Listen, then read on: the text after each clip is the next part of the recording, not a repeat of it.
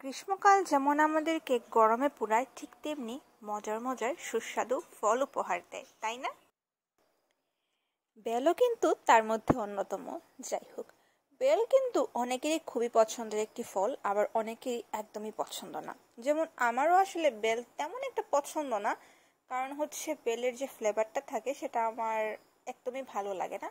কিন্তু যদি হয় বেলের শরবত, তাও আবার দুধ অথবা দই দিয়ে, তাহলে তো হচ্ছে জমে একদমই ক্ষীর। আমি এই জিনিসটা কখনো ইগনোর করতে পারি না। আমার মনে হয় প্রচণ্ড গরমে বেলের এই শরবতটা এক প্রকার স্বস্তি ফিরিয়ে দেয়। তো যাই হোক, আজকের রেসিপিটা হচ্ছে দুধ দিয়ে বেলের শরবত।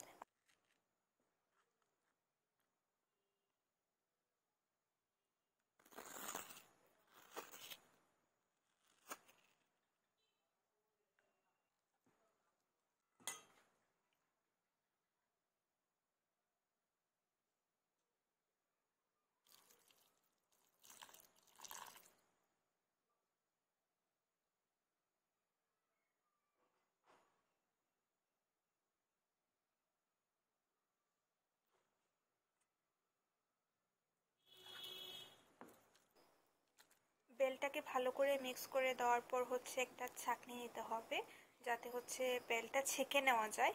কারণ বেলের মধ্যে আঁশ থাকে এবং হচ্ছে বেলের বীজ থাকবে, যেগুলো হচ্ছে আমাদেরকে ফেলে দিতে হবে। হচ্ছে আমি শরবতটা বানানো শুরু করে দিয়েছি। প্রথমেই হচ্ছে আমি নিয়ে নিয়েছি 1 চামচ চিনি, কারণ এখানে হচ্ছে বেলের পরিমাণটা কম ছিল, হাফ ছিল, যার কারণে আমি হচ্ছে 1 চামচই দিয়েছি। আর বেলটা অনেক বেশি মিষ্টি ছিল, যার কারণে 1 চামচ এনাফ ছিল। এর বেশি দিলে আসলে বেশি মিষ্টি হয়ে যেত, ভালো লাগতো না আসলে খেতে।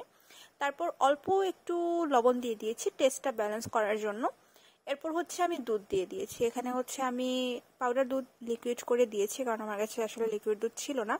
আপনারা চাইলে এখানে দই ব্যবহার করতে পারেন। যদি দই দুধ কোনোটাই না থাকে, তাহলে হচ্ছে নর্মাল পানি দিয়েও করতে পারেন, এতেও ভালো লাগে এটা খেতে। তো এবার হচ্ছে আমি এটাকে ভালো করে মিক্স করে নিব।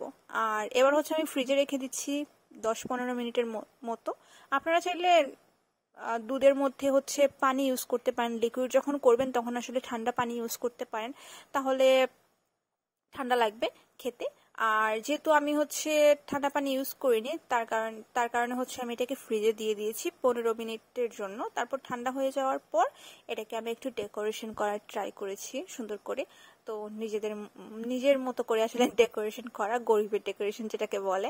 তো একটু সাজিয়ে হচ্ছে এটাকে আমি রেডি করে ফেললাম খাওয়ার জন্য। আর ট্রাস্ট মি, এটা এত টেস্টি ছিল, খুব মজা লেগেছে এটা খেতে। আপনারা হচ্ছে বাসায় এই গরমের মধ্যে ট্রাই করতে পারেন।